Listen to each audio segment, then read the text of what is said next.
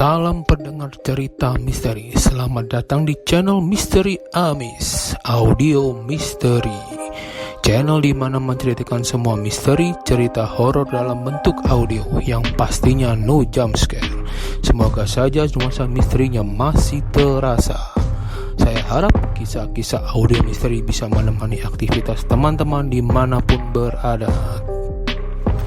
Di episode perdana ini, saya akan menceritakan pengalaman saya pribadi. Tempat dan latar belakang kejadiannya, saya tinggal di satu rumah dengan om dan keluarga saya.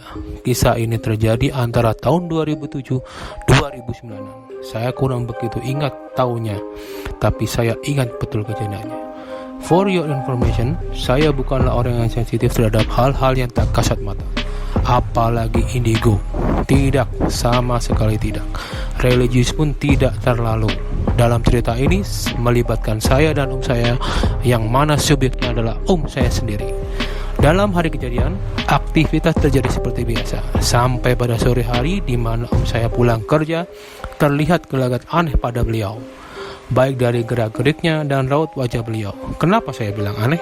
Karena setelah si om ini masuk rumah, langsung oleh beliau lampu-lampu rumah dinyalakan. Padahal pada saat kejadian itu masih jam 5 sore dan cuaca masih cerah.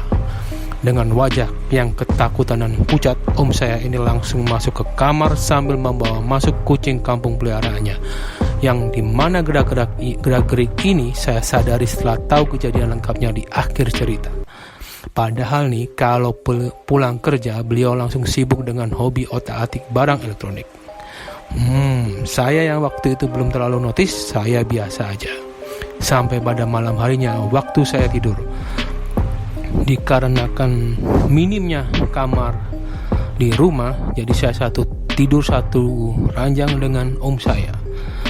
Denah kamar saya ini ranjang nempel di dinding dan di bawah jendela kamar yang langsung menghadap ke latar rumah. Sore ke malam saya jalani dengan aktivitas biasa. Saya tetap tidak terlalu notice ke om saya. Dan kejadian bermula saat saya tertidur. Saya tidur dengan posisi di bawah jendela yang memang masih menghadap langsung ke latar rumah. Saat tidur pulas, saya tiba-tiba terbangun dengan kesadaran yang masih belum full dan mata yang masih setengah kriep-kriep kalau kata orang Jawa. Tepat setelah saya membuka mata, saya langsung disadarkan dengan bisikan di telinga. Bisikan itu terdengar setengah menghardik atau menegur saya. Dalam bahasa Jawa, bisikannya akan terdengar seperti cekelan tangani atau pegang tangannya. Langsung seketika itu saya menoleh ke arah jendela, dan yang ini spontan, entah kenapa saya langsung nengok ke jendela. Tahu apa yang muncul? Tangan besar, sangat besar untuk ukuran manusia normal. Tangan itu besar berbulu coklat dengan kuku-kuku jari yang panjang dan tajam, menjulur masuk ke dalam kamar melalui jendela. Saya yang saat itu mendengar bisikan itu, entah kenapa langsung saya pegang tangan besar itu dengan kedua tangan tanpa keraguan. Ya, dengan kedua tangan saya. Makanya saya bilang tangan itu sangatlah besar.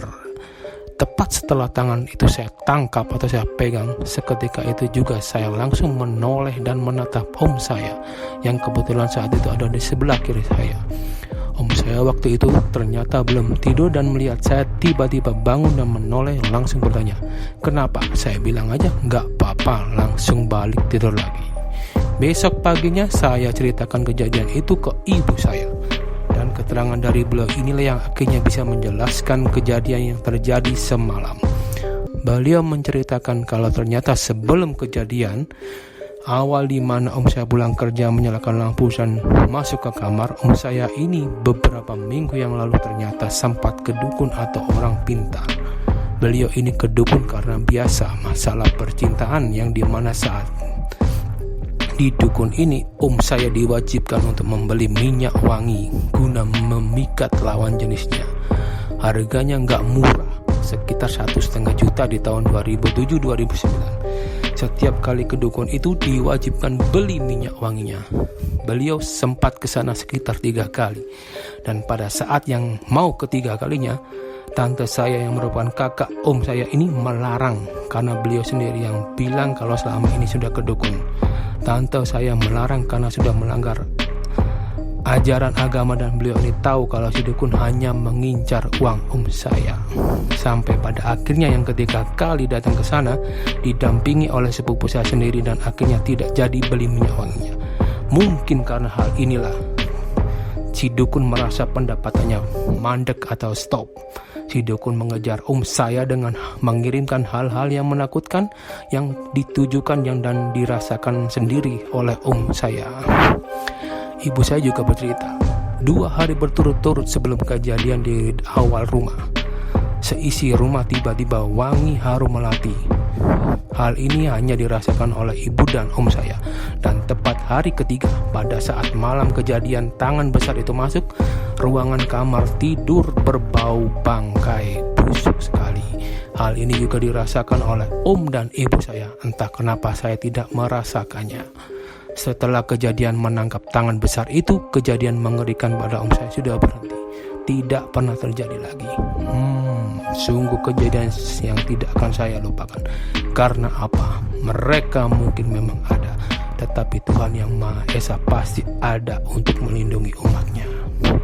Sekian cerita dari saya di episode perdana ini. Pesan yang ingin saya sampaikan, tetap yakin dengan diri sendiri, berdoa dan bergantung pada Tuhan yang Maha Kuasa. Dukung channel ini untuk menceritakan hal-hal misterius lainnya. Terima kasih dan selamat beraktivitas.